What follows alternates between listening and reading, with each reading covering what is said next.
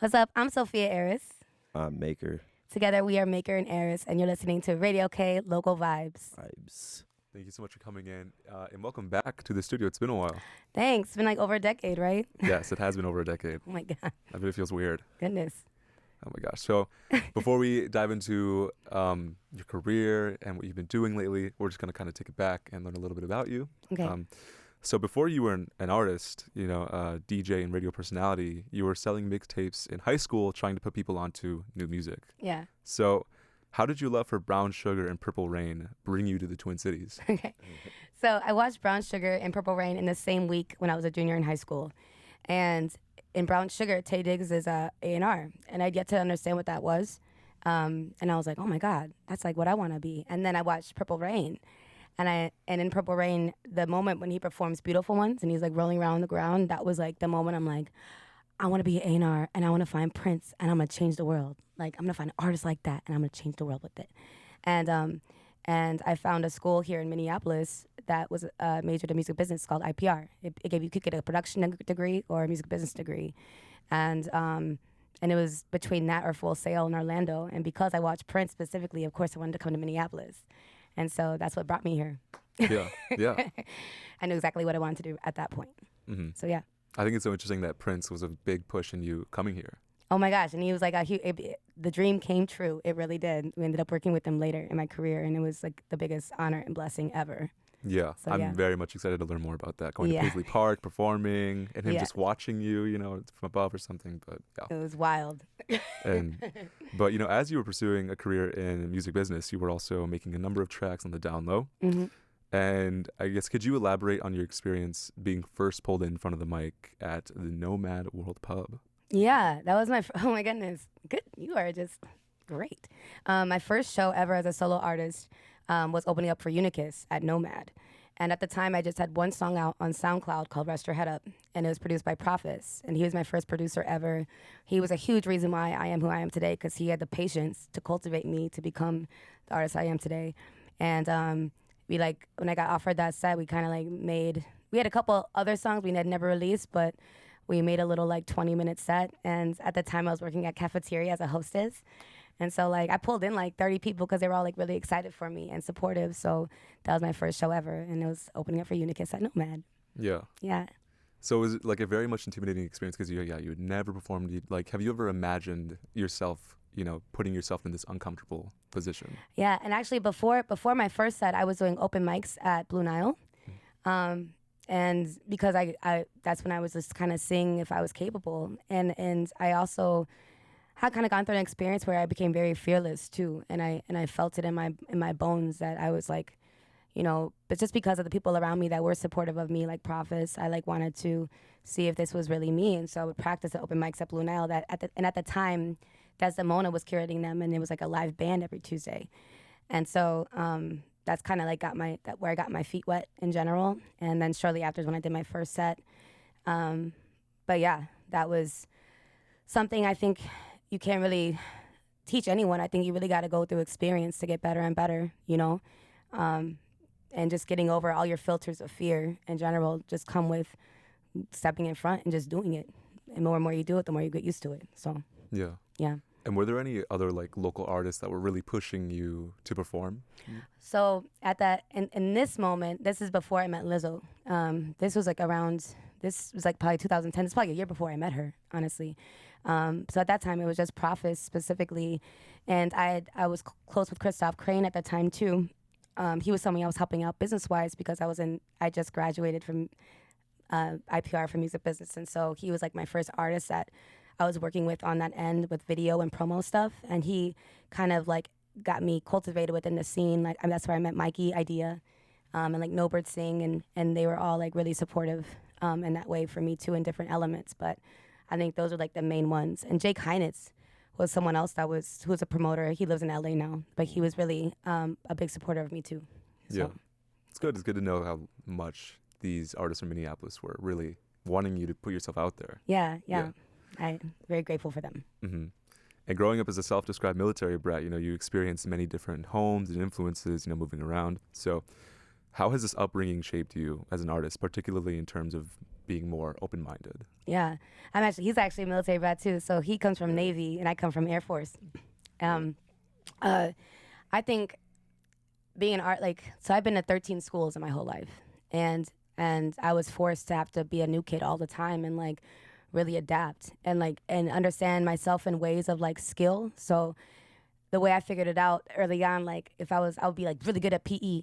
So people are like, oh, that girl's fast, and it was like automatic, like they would be enamored in some way, or like, and they were like, oh, you're really good. That's how they would like adapt to you or like get pulled to you, or just being really smart and like being the first to finish the test. Like it was like something I was like really compelled to do because I felt like I could make friends easier that way, and people like would gravitate to me more so than me having to like have to gravitate towards them. So with that being said, like when it comes to being an artist, it was just another thing. Oh yeah, in sports too, I was a huge athlete. I went to college for soccer initially before I went to IPR. But just showing anything physical or mental, any ability of mine that I could shine in was a huge part of me growing up because that's how I made friends.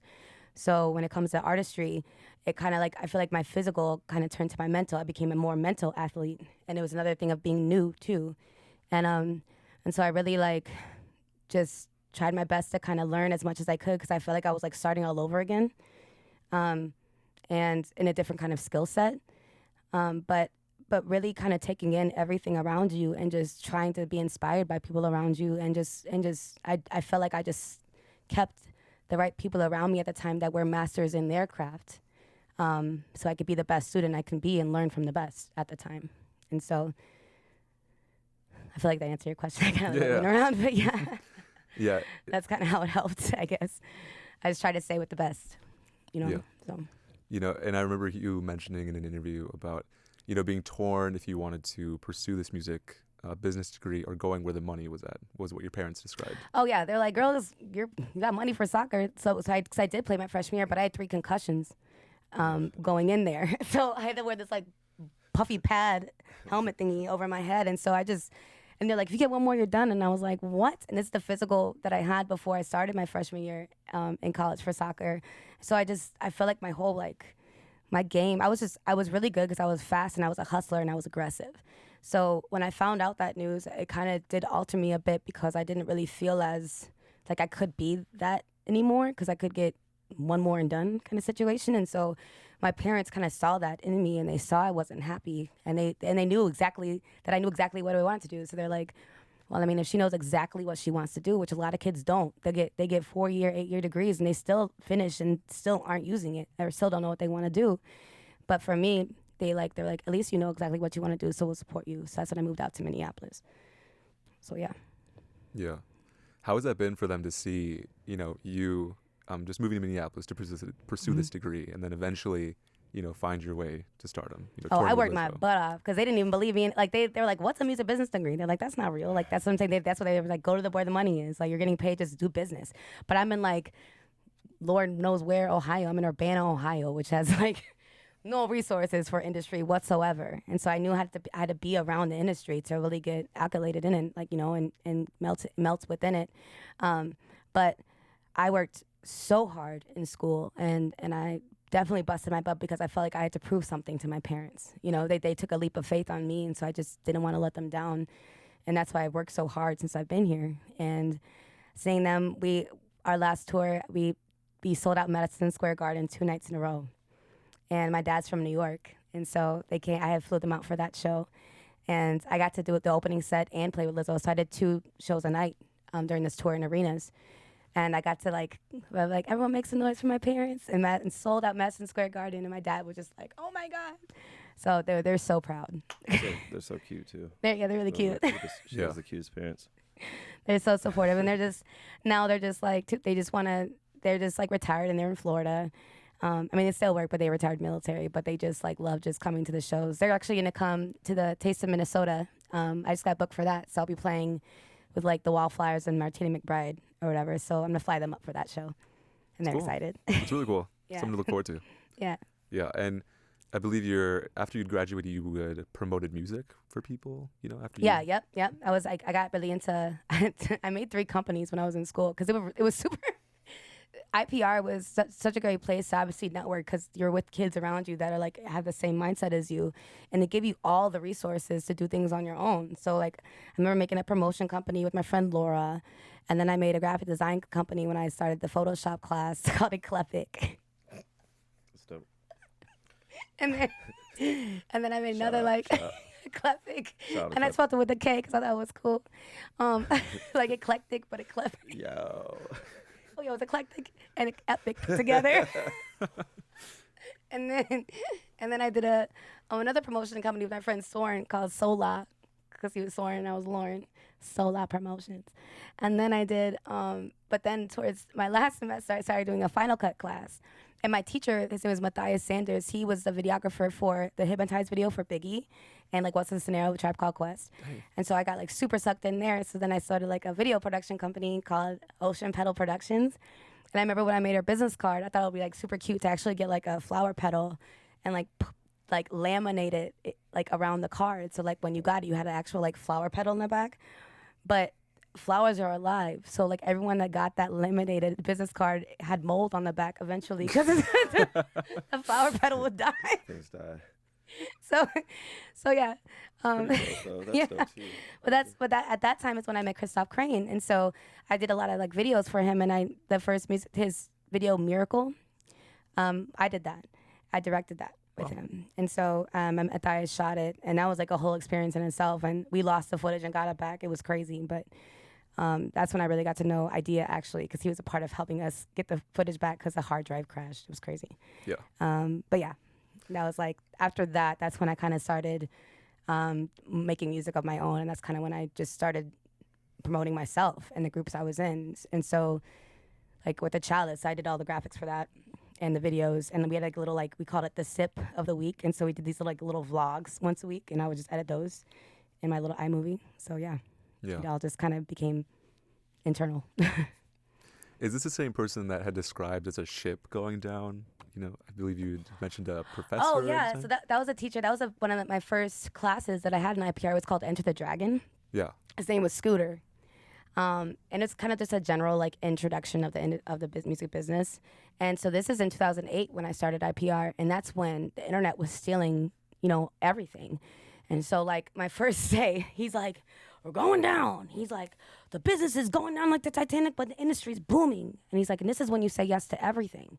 He's like, this is when, he's like, always test what you're capable of. And like, that's what I did. I just like started just indulging myself in every facet I could because I didn't know what's going to happen when I was graduated. I didn't know what I would be looking at in a career. I didn't know if A&Rs would even exist anymore. You know what I mean? Because of the internet. Like it could have been a different position. So that's when I was indulging myself in like graphics and like promotion and video because I just wanted to be as well-rounded as possible. Just in case, because I didn't know. It was like the fear of God was placed on the first day of school, and I was like, oh my God, is this worth it? But yeah. Mm-hmm. Yeah. Turned out okay. Just fine. No, just fine. Turned out fine. And, speaking of saying yes to everything, what can you tell us about the Red Stag Block Party in Northeast Minneapolis and how this changed your career? Yeah, so like the Red Stag Block Party in 2011, that's when I met Lizzo. Were you there? I think so, yeah. Yeah. Pretty sure it was there. So a mutual friend of ours, Jeremy Nutzman, who goes by Velvet Negroni, at the time, I had met him before, and my like roommate was seeing him at the time, and he had met Lizzo at South by Southwest prior. And so she had just moved here with her producer Johnny from Denver, and he introduced us, and I was like, we like kind of clicked right away. And I remember leaving, and I met them later at El Gato when El Gato was open in Uptown, and we just got like wasted, and we bonded over Beyonce, and like walked up to the VFW up the street and karaoke Bootylicious Nice. together, and just clicked. And I didn't know what she did at the time. I just knew that was Lizzo, and we just became buds. And then like probably a couple weeks later, I was like, I sing. And she's like, me too. And I was like, here's a song I have. And it was the song I had on SoundCloud at the time, Rest Your Head Up. And she was like, oh, this is cool. And she invited me to her show a couple days later. And I saw her live, and I was like, oh my God. And I was like, this is amazing. I was like, she's like a force of nature, And then, we had a party at my house, and Claire DeLune came over to our house, and I just played these beats from Prophets at the time, and those two started writing to this beat called Push It. And I wrote a verse to it after they were done, and we recorded it in like his closet in his house, and we put it out, and then the Current picked it up right away. And we're like, our intent was to make a mixtape showcasing women because all of us were transplants. Like I was from Ohio, Lizzo was from Denver at the time / Houston, and Claire Lune was from New York. And we had all seen great women in the city, but no one was like working together. And so we're like, we should like work together and we can just like showcase all these girls on this mixtape. We're like, we should call it The Chalice. It wasn't supposed to be a group at all. But because the Current picked it up that quickly, they just called the song by The Chalice. And they just started playing us on their local show. And then they invited us to do it in studio. And we had like actually had to make new songs to do this. Yeah. We didn't even have that many. And they were like, so when's your project coming out? And Claire was like, in the fall. And it was already like the summer. We're like, girl, we didn't say that. And so then we had to make a project by the fall. That's and crazy. and we did.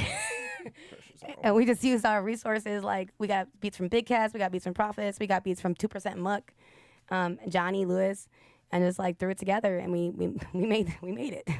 And yeah. And that's where we went. Yeah. And then since then it's just been from The Chalice we made Girl Party, and then while Girl Party was happening, Lizzo got offered her first tour because she put out Lizzo Bangers, which I was on Batches and Cookies. And that's when she was like, oh my God, I'm going on this tour. You have to come with me, just be my DJ. Because that was a single that was out. And then I was like, okay. And then the rest is history. Yeah. And I think it's so interesting because you didn't know how to DJ at the time. Nope. And you just wanted to learn. You said, yes, I'm going to learn how to DJ. I'm going to come with you. And how was that like? Was it intimidating, learning how to DJ, and like having this task? I made the so many tour? mistakes in front of so many people.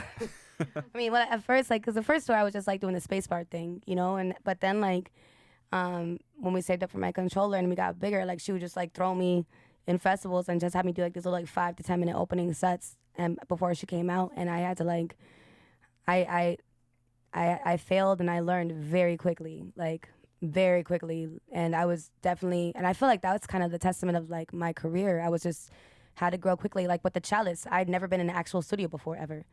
When we had to make that mixtape, and those two I'd just been singing for like years, like over 10 years. I felt like I was always like kind of a baby. I was always like I was a new kid again. You know what I mean? And so I had to grow very quickly. I had to adapt very quickly.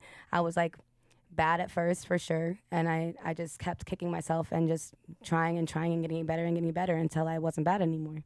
Yeah. And it worked out because, I mean, you've toured with Lizzo for the past decade. Mm-hmm. And since then you've accomplished remarkable things. You've sold out Radio City Music Hall 3 nights in a row. You've played at various festivals, Bonnaroo, South by Southwest. Yeah. And you've even performed for the late night television circuit for David Letterman and Stephen Colbert. Mm-hmm. So could you share your experiences within these spaces and describe what they have meant to you on a personal basis? I remember, so Bonnaroo I'll tell you about Bonnaroo and David Letterman. So like Bonnaroo was special to me because I remember that was my first time, like before we played Bonnaroo, I'd gone to Bonnaroo when I was 19. No, I wasn't 19, I'm tripping. I was like 22. And this is when I was working at a cafeteria. I wasn't a musician yet at all. I went as a festie. Like, I don't know if you ever went to the festival as like a festie. Will change your life. We camped and everything. You know what I'm saying? And it was a life-changing experience. And so when we got booked for Bonnaroo, I got to open and I like stood on the table and I was like, yeah, and I knew it was like 10 p.m. so I knew exactly what they wanted to hear because I knew half the people's faces were probably melting off anyway. You know what I mean? They're on whatever trip they're on. I knew exactly what I was gonna play, and it was just a huge like full circle, and I was so excited to do that. And then with David Letterman, so that was the first time we ever played late night, and on the plane there we saw Stevie Wonder on our plane, and we took a picture with Stevie Wonder, and we thought that was like the best omen ever. And so like on those late night TV shows, it is quote unquote live, but they don't air it till later. But like, you want to make sure you're not there to like do it twice or like mess up or whatever. And I remember the countdown is happening and my controller just stops. It just turns off. And it's like 10, 9, 8. And I'm like, oh my God. And I didn't freak out. I just took a breath, plugged it back in. 1, boom, press play, it worked. That's crazy. It was like the most nerve-wracking pressure thing ever, but it was okay. Yeah, on David Letterman. Oh my God. And Beak was right next to me because we had him come out. It was crazy, but yeah, it all worked out. I learned a lot of lessons on how to handle high pressure situations for sure. Just don't freak out. It's all gonna be okay. But yeah. Yeah. Yeah. That's crazy. Yeah. It's crazy. It all worked out though. It all worked out. Yeah. And I guess that kind of reminds me, seeing Stevie Wonder, it reminds me of you mentioning how before performances or stage performances where you'll kind of manifest things, usually in the form of a prayer. And you talked about a story of you at a B2K concert. And oh my the reunion. God, you're a great. This was like one of the best days of my life. I was just talking to about this day the other day in our session. so we all like this was everyone we listened to in high school. It was a Scream tour. So it was like it wasn't even B2K. It was Omarion. So it was Omarion, Bow Wow, Pretty Ricky, and Lloyd, and I think Ashanti was in it too. We didn't even see Ashanti because we were being groupies in the back. But I remember we got dressed up like B2K from the Gots to Be video, and this is when they were like beefing because like Lil Fizz was like with Omarion's baby mama or something. But we were like manifesting. We're like, what if they have a reunion on stage? What if they do that? And we're like, man, it's not gonna happen because they don't like each other. Sure enough, like all of a sudden, so it's during Omarion's set, and we're just like dancing, and then we hear, woo, woo, the beginning of Gots to Be, and they all walk out, and we're like Liz was like crying, and I'm like, oh my God, freaking out. I'm like, is this real? We got to see them, and it was just, it was everything. Yeah, I feel like I'm a huge believer in manifestation. There's so many things I've actually have gotten to achieve so many of my dreams where I've had to like make up new ones now, and they've all been manifestations or just random like things I've said out loud, random goals I've said like. And they happen. And I'm very careful about what I say because of that too, because the good and bad can happen. But all the good has happened. I feel so grateful. But yeah. What are some like standout manifestations? That you like when you were younger, or even in school, you were just like, this is gonna happen, and it eventually did. I was a DJ for Halloween when I was 11. That's great. There's a picture on my parents' fridge, and it's me and my brothers. I'm oldest of 3 brothers.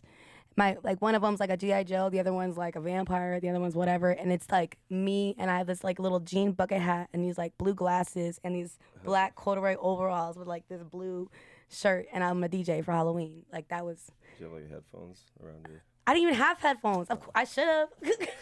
I was just wondering what that outfit would look like. I know. What is a DJ class? I was just thinking about someone to look cool. I was going with that.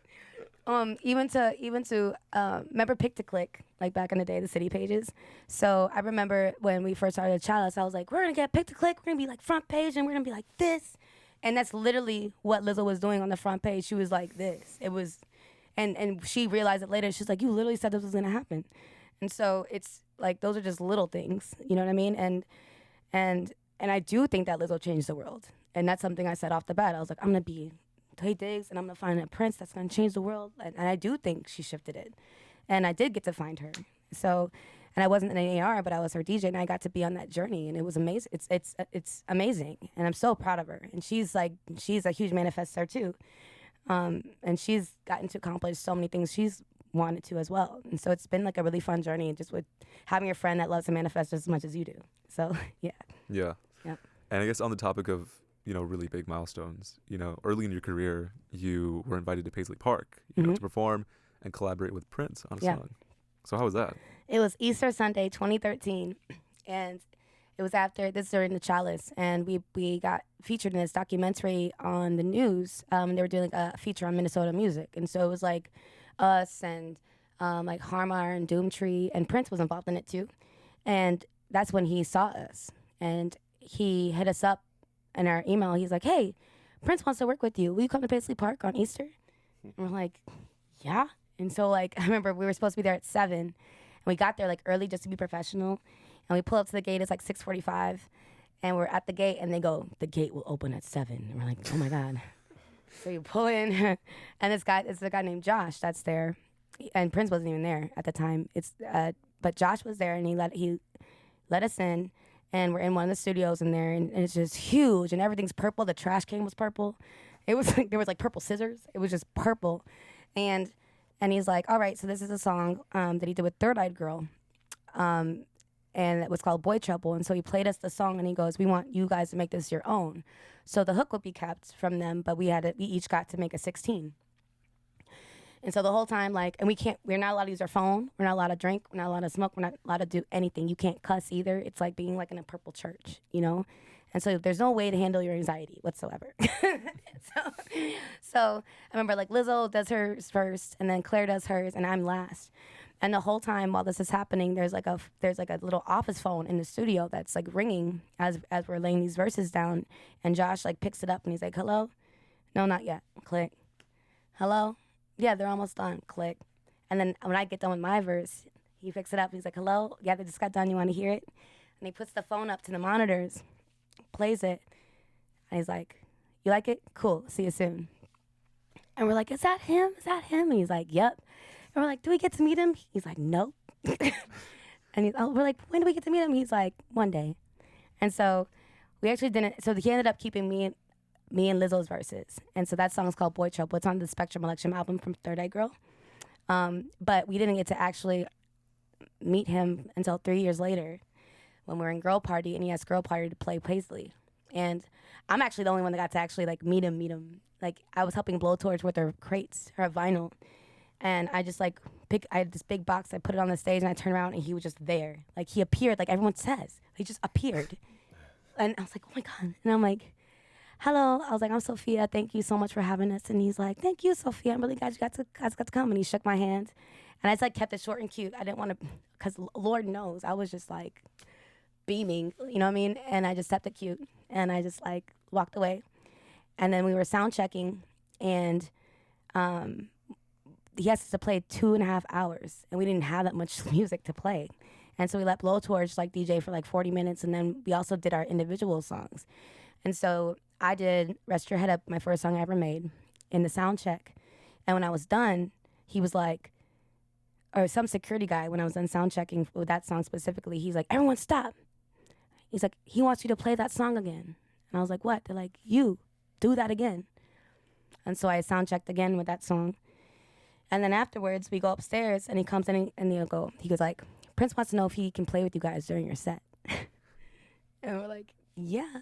And everyone was like, "Lauren, like, it's going to be your song because he made you do it twice. It's going to be your song." And I was like, and once again, you can't do anything to handle your anxiety there. So I'm just like stressed out. I'm like, is this real? Is this really going to happen?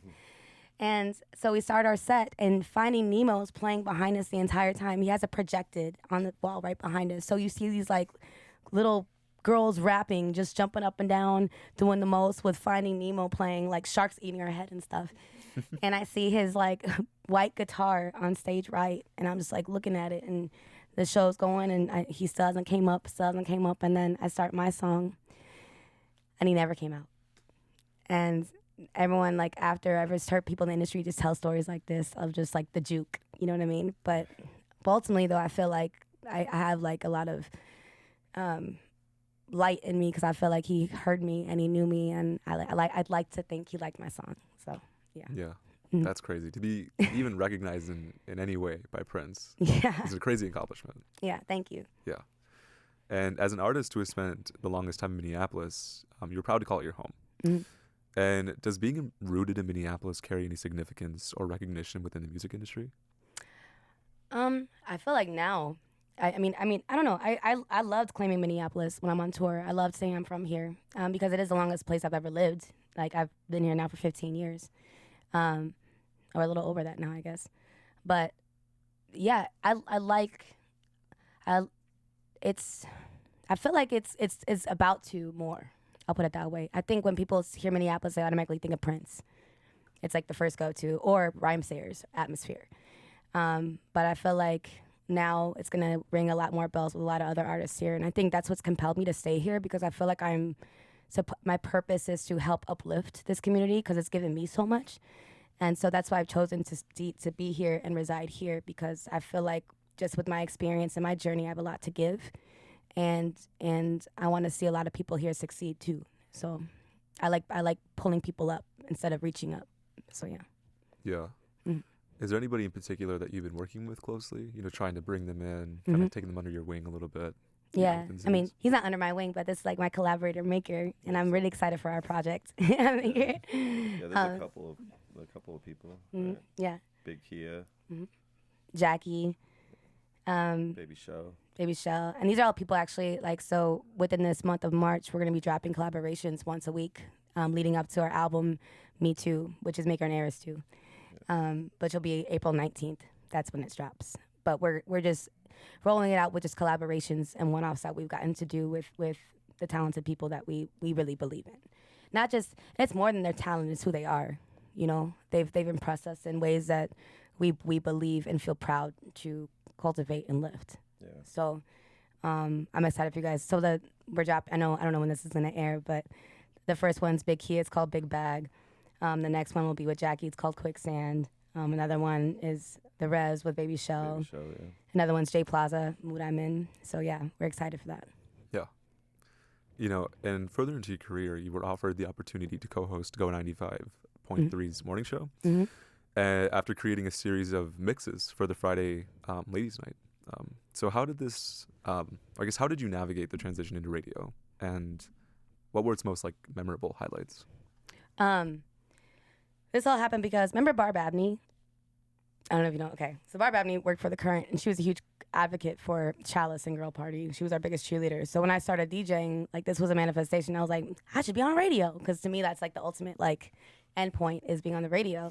And she had transferred over to Go 96.3, which was the alt sister of Go 95.3. And she wanted me to come in to, like, meet Peter and the CEO at the time, just to meet him.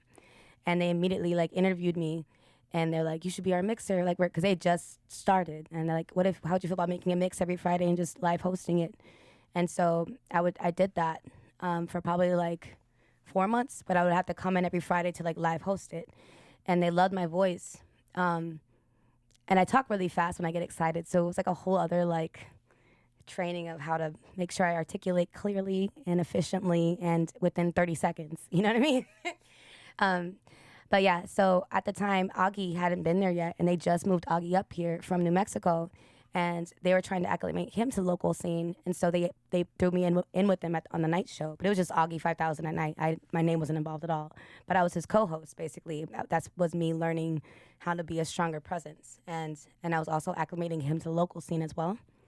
And we became the #1 night show in the state, and that's when we cultivated our pocket, and they moved us up to the mornings. And that was actually Augie's goal. When Augie moved here, he had been in radio for 10 years. All of them have been in radio for like 10 plus years. And he was like, listen, my goal is to be on the morning show here. And we did it in a year. And so I moved. I feel like my career in radio was very quick and expedited. And I learned, and I didn't know how built I was for it, because I am a nerd of the culture. I love the culture. I love talking about hip hop. I've been studying it my whole life, and I just love talking about music. And so it was kind of like a really perfect fit.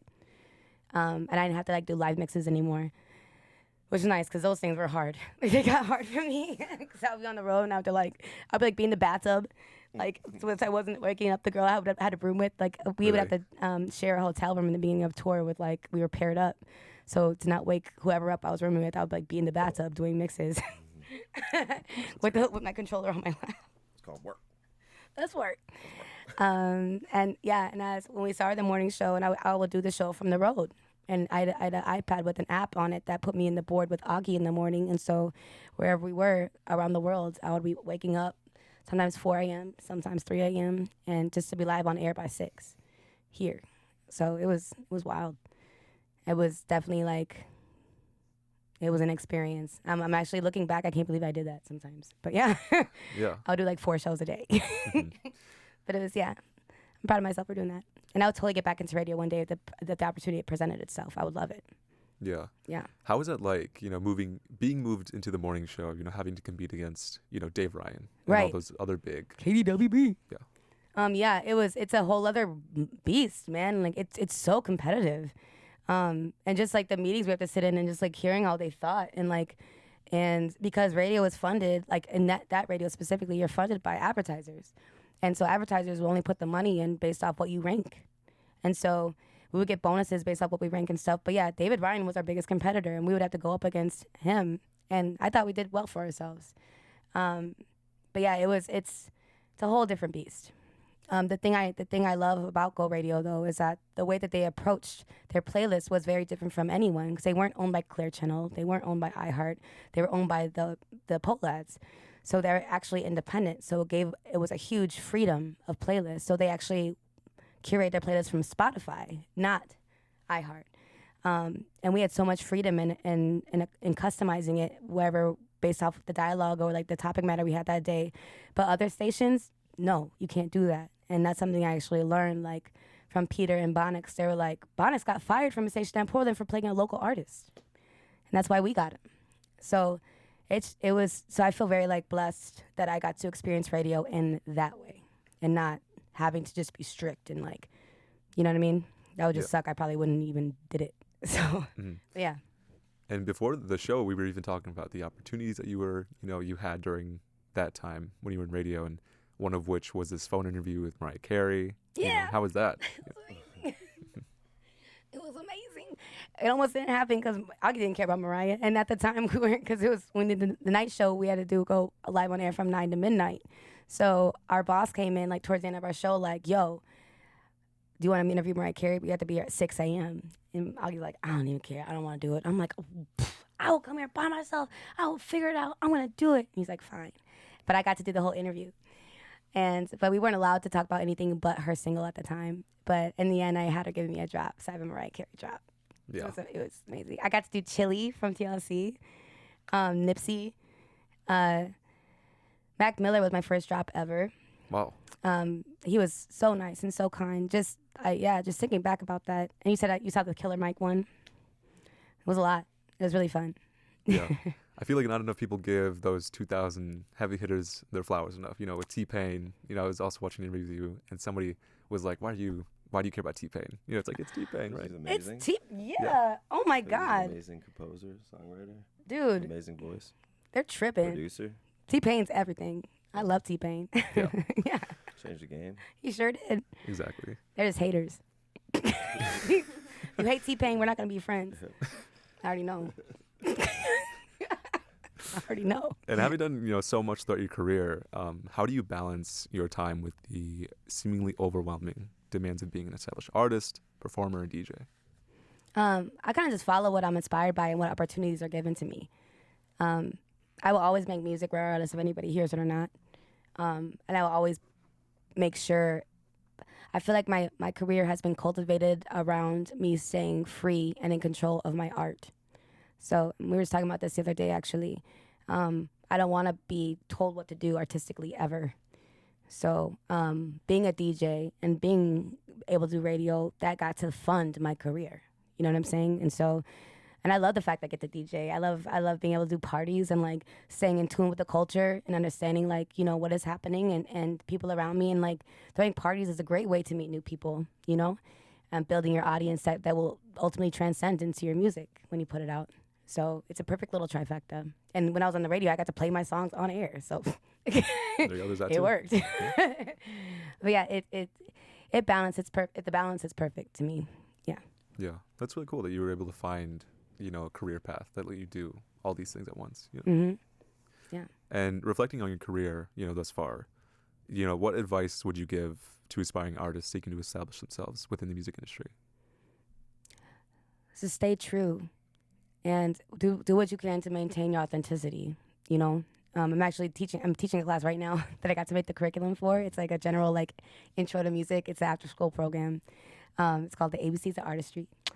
But what I'm teaching them is just ways to make sure you understand who you are and what your power is and how you can exude that without being altered or pulled. Because I think that being an artist is a gift. I think that artistry is something that shouldn't be taken lightly. I think it can align harmony, like, in the world. It's so powerful. And, like, the more people are their authentic selves and get to understand their gift and their purpose, the more other people will understand it. It's like it's a kind of a butterfly effect. And so, and it takes a lot of getting over yourself too. I think a lot of people get altered in what they put out because they are too caught in their brain about perfection or what will people think. But the more you can eliminate those filters, the more you can understand, like, your purpose and who you are and that you're a servant to your gift, And unless you let your gift be shown. A gift is supposed to be given. You know what I mean? Yeah. People don't hold on to gifts just in general. So that would be the advice I would give to artists. Just be true and build with your people around you. Don't worry about reaching up. Build that foundation with those around you that make you feel like your best self, and then your pyramid will be built, and you can't break a pyramid. But yeah. Yeah. Mm-hmm. And looking ahead, what are some of your goals and aspirations that you wish to accomplish, and what steps will you take to achieve them? Well, like with MAKR and Eris, I'm really excited to see how this, what opportunities this will bring, and what this album will do, and just the impact that it can have and will have, I feel. And I think my goals are just to make sure I keep following my gut and staying true to myself and pulling people up around me that I love and making sure we can all eat together. So whatever that means or what it looks like, that will be the ultimate foundation of it. So. All right. Sounds good. Thanks. Well, thank you so much for coming in. It Thank was you. absolutely amazing. Those were Seeing great you perform. questions. Yeah. Thank you. Yes. Look out for MAKR and Eris on April 19th.